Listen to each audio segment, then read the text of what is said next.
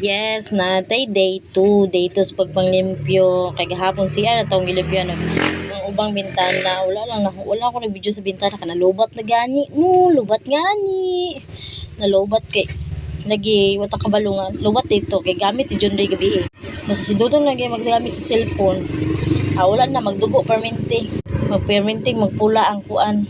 Binlan tag 1%. Nagmap-map lang na yung inahandra o.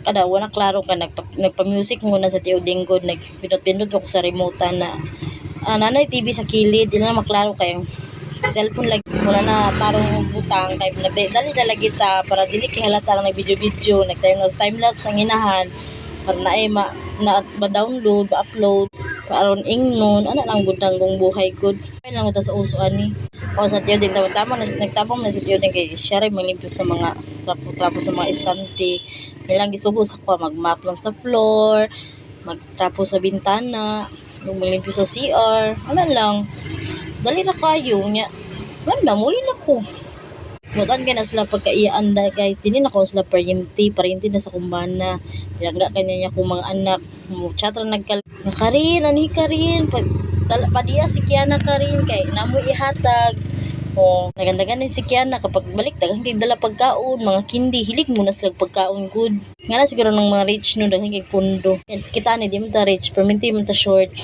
nag-skip to dala giputol na ko tong tabi na mo ni Uding kay amo ara to mo tabi loy na utara bito to siya yan siya punta na lang anak lang arrange yari siyang bangko gibalik sa butkuan nanilig di ko alam kay kami mga nabilin-bilin mga buhok alam mo dyan na basta magmap manilhig ano nakasimple basta di lang niya akong voice over ha kung ano ko lang may istorya dyan alining di taan na di ta vlogger magtuon na gani no tuon gani muna nanigamot ang inahan kay daghantag gibuhi daghantag piso muna dali na bukuan na kay udto na tara mag-tiller pabayatan no daghan tag piso gibuhi daghan tag baktin gisulod sa sako maning kamo ta para ditig baso my god lang nakuto bye